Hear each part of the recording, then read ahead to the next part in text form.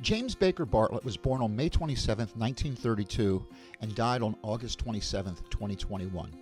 During that time, he had one hell of a life. Ever since I can remember, my dad has entertained my friends and me with wild and crazy stories of his hockey career. Back in the 1980s, one of David Letterman's favorite guests was an NFL Hall of Famer by the name of Art Donovan. Artie Donovan was the defensive tackle on the Johnny Unitas-led Baltimore Colts teams of the 1950s. On Letterman, he would tell these hilarious stories about his playing days in the 1950s when football players were real men, tough guys who played with broken bones for little money, not the spoiled, pampered prima donna millionaires that they are today. Artie Donovan put his stories together in an autobiography called Fatso, Football When Men Were Really Men. When he was plugging the book on Letterman, Dave asked Artie, "Well, should I read your book? It sounds pretty good." Donovan said, "How the hell am I supposed to know? I've never read it. I don't read books." Dave shot back, Wait a second. I thought you wrote it." "Well, my name's on it, but I didn't write it. I just talked into a tape recorder and said all my stories. And I let the writer take care of everything. How in the hell do you expect me to write a book?" Of course, everybody in the audience cracked up, but after I heard this, I had a revelation. I said to myself, "Self, I should do the same damn thing. I'll get a tape recorder and I'll just have my dad talk into it for a few hours, and then I'll ghostwrite his memoirs. If Artie Donovan can do it, I can do it." However, like everything else, it's a lot easier to fantasize about doing something rather than actually doing it. And I think I'll always regret that I never took the opportunity to write this book with my dad while he was still alive. To atone, instead I attempted to create the most in-depth sports biography ever made about the life of any athlete.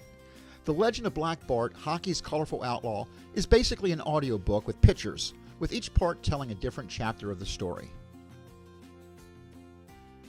You might be asking yourself, who the hell is Jimmy Bartlett? Why should you care about someone you never even heard of? I had a friend who was an excellent guitar player, and I asked him back in the day who he thought was the world's greatest guitarist. He surprised me when he threw out the name Allan Holdsworth. "Who's Allan Holdsworth?" I said I'd never heard of him. I'm like, "What about Eddie Van Halen? Don't most people think Eddie's the best?" My friend told me that even though the majority of people never heard of Allan Holdsworth and would choose Van Halen, if you asked Eddie Van Halen who's the world's greatest guitarist, he would tell you Allan Holdsworth. Even if you never heard of Jimmy Bartlett, hockey legends Gordie Howe, Eddie Shore, Jean Beliveau, Bobby Hall, Jacques Plante, and Scotty Bowman definitely knew who he was. Now, if you look at any hockey encyclopedia, you'll find my dad's name and his statistics. But the ink on the page only tells a very small part of the story. Hopefully I can fill in the gaps and tell the rest of the story that the numbers don't show. I believe that the best way to honor his memory is to tell you the absolute truth, not just to whitewash it or to portray him as some sort of saint. I want people to get to know the real Jimmy Bartlett, not some fake version of him. That is the only way to truly honor his memory. When I researched this project, I learned that in almost every article written about my father since the 1950s through the 1970s, there was one word that was always used to describe him: colorful. Of course, the word was usually placed in quotation marks. It was never specifically defined. So what were they talking about when they called my dad colorful? Many athletes have historically been called colorful for various reasons. Yogi Berra was called colorful because of his malapropisms and the funny things he used to say. Yeah, that sounds like Jimmy Bartlett. Some athletes have been called colorful because of their excessive celebrations after they score, like the Icky Shuffle in football. Yeah, that sounds like Jimmy Bartlett too.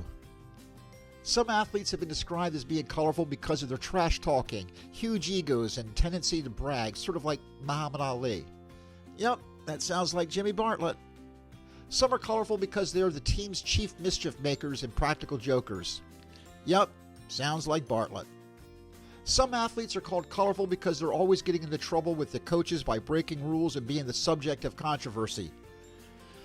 Just like Jimmy Bartlett. Hockey players who are dirty and they like to drop their gloves tend to be called colorful, especially when they spend a lot of their time in the penalty box. Yup, definitely Jimmy Bartlett. People are often called colorful because of the language that they use when they speak.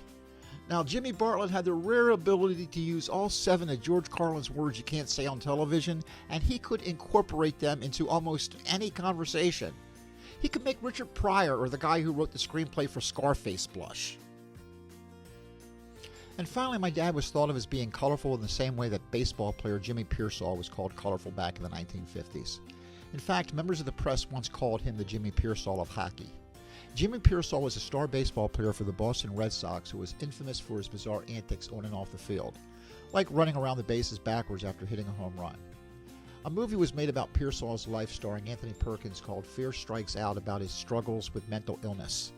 Although my dad never suffered from mental illness, many hockey players in the 1950s thought Jimmy Bartlett was crazy. Now, I know that my dad wasn't crazy by any stretch of the imagination. However, by every definition conceivable, he was definitely colorful.